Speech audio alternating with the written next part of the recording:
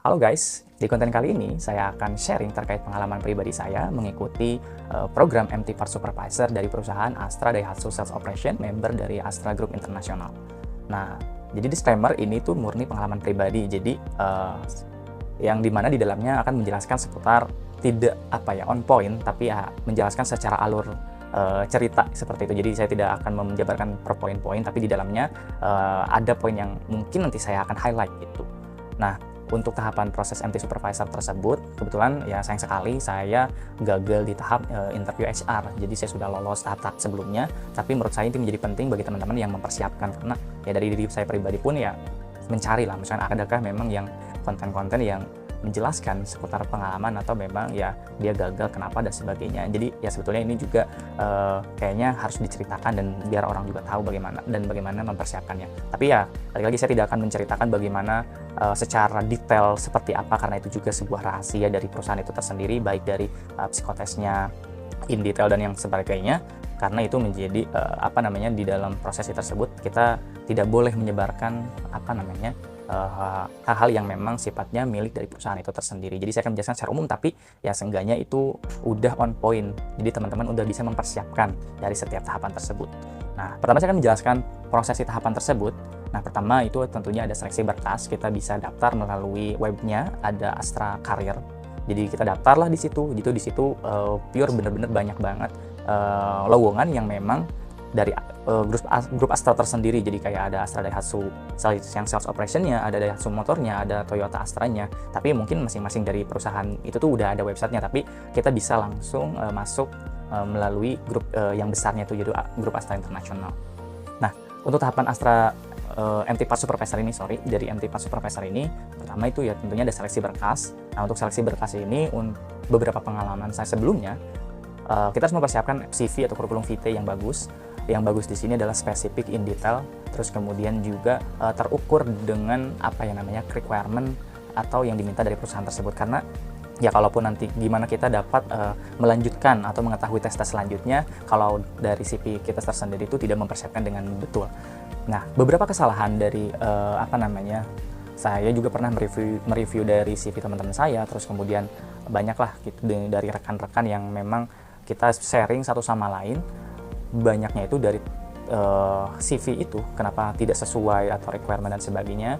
Mereka ketika menjelaskan atau mendeskripsikan sesuatu tidak detail atau memang tidak dapat mendapatkan poin yang di highlight. Seperti dalam menjelaskan sebuah job desk, kita perlu menjelaskan in detail bahwa kita itu mengerjakan apa, terus kemudian bentuknya apa, terus kemudian skill yang didapatkan itu apa, dan kalau bisa itu kita menggunakan tools apa. Itu menjadi poin yang penting di dalamnya. Seperti kalau misalkan teman-teman menjadi seorang admin atau memang menjadi seorang misalkan data analis atau memang apapun hal tersebut, kita harus tahu bahwa teman-teman tuh terbiasa menggunakan tools apa, kemudian menghandle misalkan memprosesi ekstrak data menggunakan rumus formula apa di aplikasi apa gitu, atau meriset sesuatu menggunakan programming kah, atau menggunakan aplikasi yang memang basisnya secara statistik.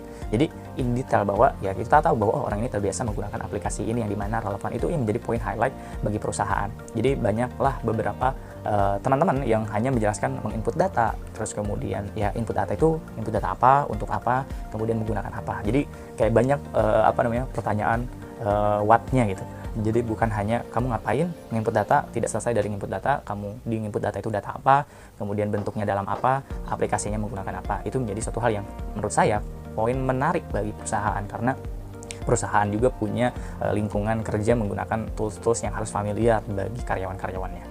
Nah itu, terus kemudian juga untuk prosesi MT tersendiri itu cukup harus banyak lah di dalamnya. Itu biasanya kalau MT tersendiri itu kita tidak perlu pengalaman sebetulnya, yang penting requirement.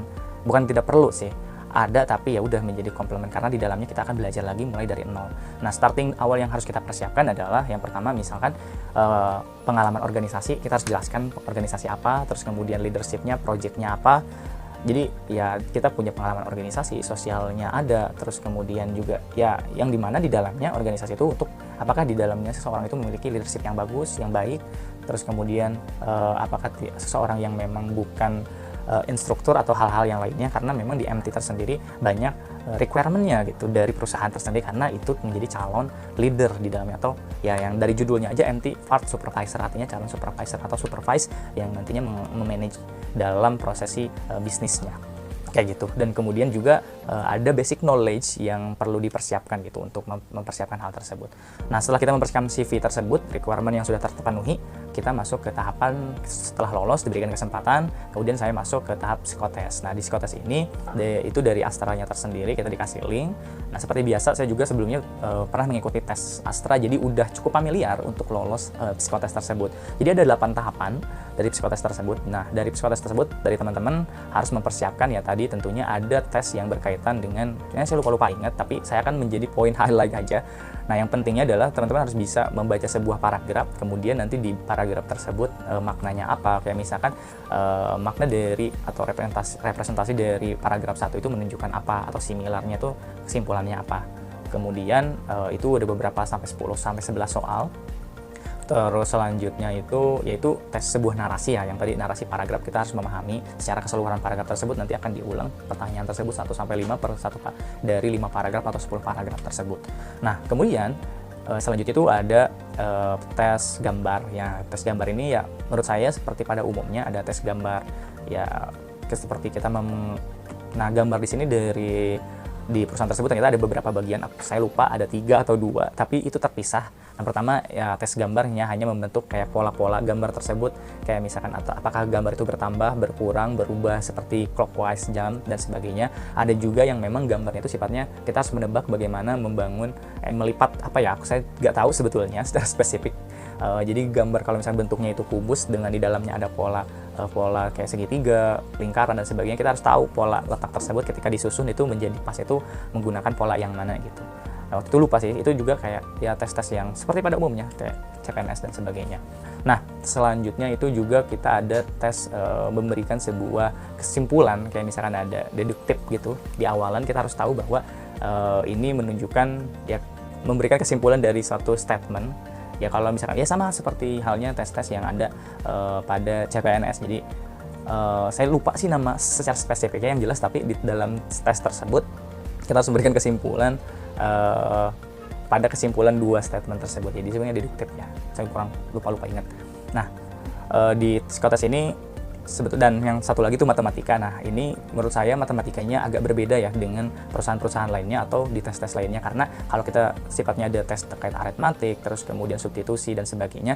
Nah, di Astra ini juga ada, tapi polanya itu kita perlu berpikir yang cukup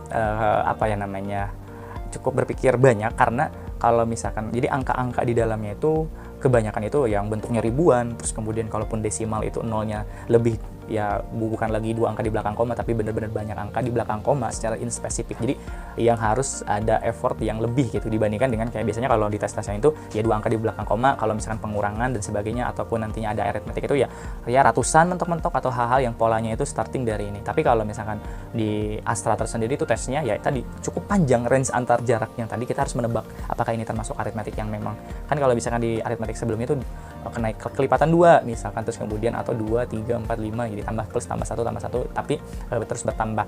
Jadi kalau di Astra tersendiri ya tadi bahkan kayak misalkan plusnya itu 203, kayak pola-polanya itu sangat ini ya agak cukup kita harus ada effort menebak pola tersebut.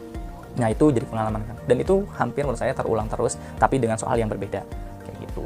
Nah, selanjutnya saya udah lolos psikotes, lanjut ke prosesi interview. Nah, di tahapan interview itu saya harus mempersiapkan pertama kita harus meriset perusahaan tersebut.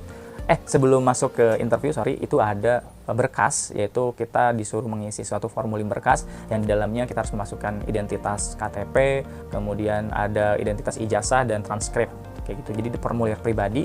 Nah, selanjutnya setelah itu barulah kita dipanggil untuk mengikuti interview. Nah, pada poin interview ini seperti pada umumnya interview HR secara basic, tapi untuk get to know gitu karakter teman-teman, terus kemudian concern teman-teman, interest teman-teman dari semuanya itu seperti apa. Nah, mungkin ini ada suatu hal yang memang evaluasi bagi diri saya, kenapa saya gagal. Ada sesuatu yang memang tidak match dengan kebutuhan atau sesuai dengan ketertarikan daripada si perusahaan tersebut, sehingga saya tidak dilanjutkan untuk tahap selanjutnya. Sebenarnya saya masih bertanya-tanya sih, tapi kalau saya point highlight mungkin secara pribadi saya untuk mempersiapkan secara sepenuhnya tahapan interview tersebut, dan saya juga menjawab pertanyaan-pertanyaan tersebut dengan sesuai dengan permintaan in detail, dan saya udah menyusun kerangka bagaimana menjawab pertanyaan seperti pertanyaan-pertanyaan basic kayak pengalaman pribadi, terus kemudian menyelesaikan suatu permasalahan menggunakan metode STAR method, ataupun menggunakan kita menyusun sebuah target, terus kemudian juga ada ya banyak hal lah di dalamnya atau menyusun sebuah target saya menggunakan SMART goals, teknik dan sebagainya. Dari pribadi saya udah mempersiapkan hal tersebut untuk menyusun bagaimana membangun sebuah kerangka atau statement jawaban dari pertanyaan yang dari HR yang diberikan. Seperti kayak misalkan pengalaman pribadi, terus kemudian menyelesaikan permasalahan, terus kemudian organisasi, bagaimana kamu menghadapi situasi yang sesuatu yang dimungkinkan kamu harus berpindah kepada keputusan apa dan apa yang harus kamu lakukan. Tapi balik lagi untuk tes tersebut ya macam-macam lah, karena kadang biasa jadi secara basic ya perkenalan pribadi, dari mulai misalkan pengalaman bla bla bla, deskripsi singkat. Ya kalau dari saya sendiri untuk memberikan sebuah pernyataan perkenalan itu ya nama, terus kemudian panggilan, tinggal, kemudian kuliah di mana, GPA-nya berapa, dan pengalaman. Terus kemudian di dalam pengalaman tersebut jangan lupa teman-teman kasih highlight teman-teman di sana itu ngapain aja. Juga harus secara detail, kayak misalkan dari pengalaman pribadi saya di perusahaan A selama sekian dan saya memberikan sebuah kontribusi, kayak misalkan action atau improvement jika teman-teman memang concernnya di dunia sebagai teknik atau hal-hal yang lain. Jadi apa kontribusi dan improvement yang dilakukan atau target yang teman-teman capai, atau saya selalu mendapat sesuai melewati dari KPI penilaian setiap karyawan bulanan atau per kuartal dan sebagainya. Jadi dan bahkan mendapati bonus performa kayak gitu. Jadi itu terserah, itu bisa dielaborasi lah. Terus kemudian kalaupun memang ada pengalaman ya, kalau nggak ada ya udah sampaikan organisasi yang detail, organisasinya tingkat apa, kemudian impact-nya apa gitu terhadap masyarakat tersebut. Jadi itu menjadi poin penting dan nggak harus detail banget dan bertele-tele, itu cukup singkat dalam kurun waktu 3 menit atau 2 menit itu cukup.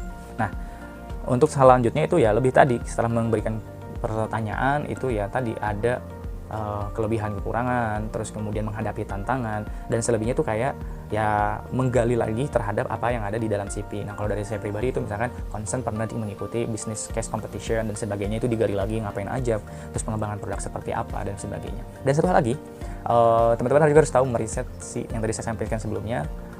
Itu saya lupa kita harus meriset, do a little research about company, kemudian concern company kemana, arahnya apa, terus kemudian pekerjaan dari MT part itu apa, misalkan sebagai contoh saya itu ngapain aja.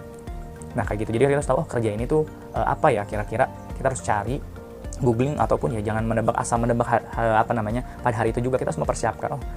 Artinya itu juga menjadi satu penilaian keseriusan dari teman-teman untuk apply di job tersebut. Jadi jangan sampai kayak ya karena mungkin ini MT jadi harus mempersiapkan nanti kita bisa ditempatkan di mana aja. Enggak, kalau selama teman-teman apply-nya di misalkan bagian apa, itu harus tahu misalkan PPIC itu kerjanya ngapain aja, terus kemudian supervisor A itu apa, leader group itu di bagian ini apa gitu. Jadi harus do a little research terkait pekerjaan spesifiknya dan juga perusahaannya, itu perusahaan terkait apa. Nah itu sih, itu menjadi keseriusan. Selebihnya nanti teman-teman bakal ditanya atau dari HR saya akan mengelaborasi pertanyaan-pertanyaan yang menarik baginya terhadap CV teman-teman atau statement yang teman-teman sampaikan, seperti itu. Jadi itu sih sebetulnya dari pengalaman pribadi, dan selanjutnya untuk ada tahapan interview user, interview BOD, Board of Director, terus kemudian MCU dan offering. Jadi ada tahapan sampai selesai. Kebetulan sayang sekali saya tidak berikan kesempatan untuk sampai sana. Jadi itu saja pengalaman pribadi. Terima kasih, semoga bermanfaat.